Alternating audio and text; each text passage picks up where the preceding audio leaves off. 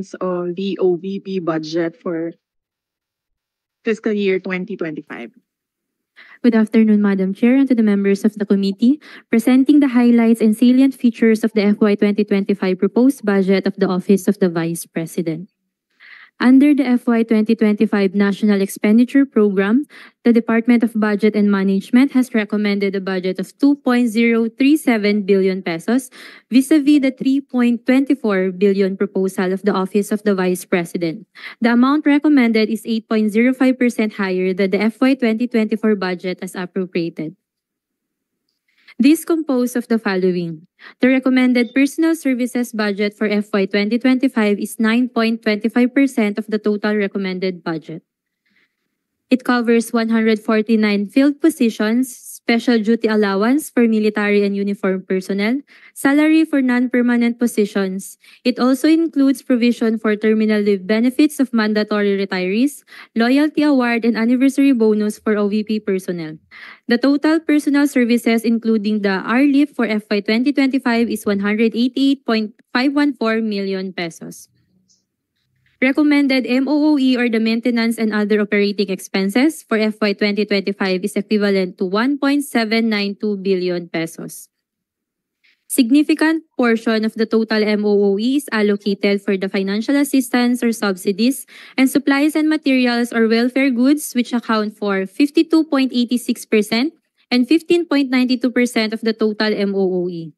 The MOOE is 87.98% of the total budget. The total capital outlay is 2.77% of the total recommended budget. This covers the procurement of motor vehicles in relation to the ceremonial, diplomatic, and advocacy-based engagements of the Office of the Vice President. It also includes ICT equipment and various machineries and equipment.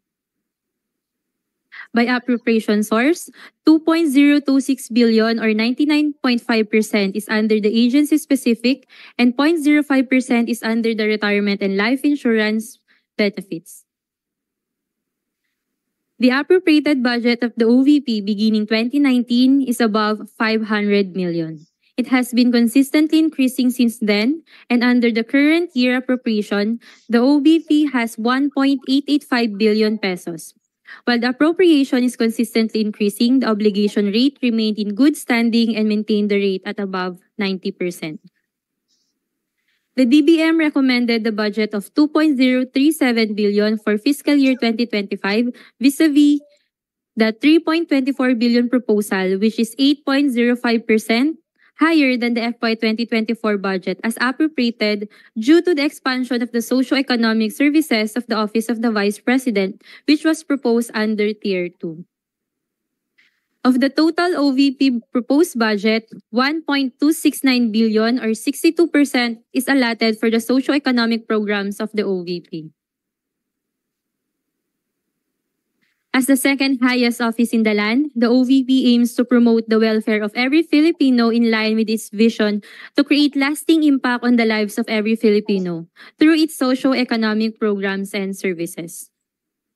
With this, the OVP established satellite offices and extension offices in key areas in Luzon, Visayas, and Mindanao to provide Filipinos with immediate access to the services offered by the OVP. In 2023, we were able to cater to 977,615 beneficiaries out of the 670,300 target, and as of June 30 this year, we have served 684,830 out of the 1,013,620 target beneficiaries. And for 2025, we target to cater 1,139,244 beneficiaries.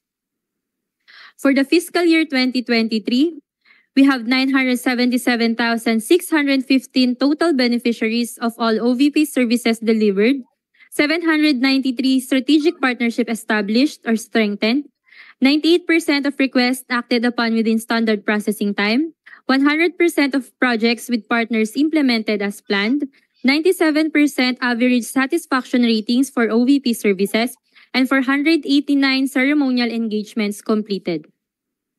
As to financial performance, out of the 2.447 billion pesos allotment, We have obligated 2.259 billion pesos with an obligation rate of 92%. And we have disbursed 2.096 billion pesos with a disbursement rate of 93%. As of June 30 of this year, we have 684,830 beneficiaries of all OVP services delivered, 287 strategic partnership established or strengthened, 98.8% of requests acted upon within standard processing time, 98.7% of projects with partners implemented as planned, 97.3% average satisfaction ratings of OVP services, and 255 ceremonial engagements completed. As to financial performance of the first semester of the fiscal year 2024, out of the 2.072 billion pesos allotment, we have obligated 826.6 million pesos with obligation rate of 40% and disbursed 518.379 million with a disbursement rate of 70%. As the second highest office in the land, the OVP carries out functions that complements work of other government agencies while advancing the well-being of the Filipino people. With a mission to deliver efficient, accessible, and responsive public services, our work resonates at the core of our nation's welfare and progress. Thank you very much. Thank you, Ma'am Edeline. Madam Chair, the OVP is ready to accept questions.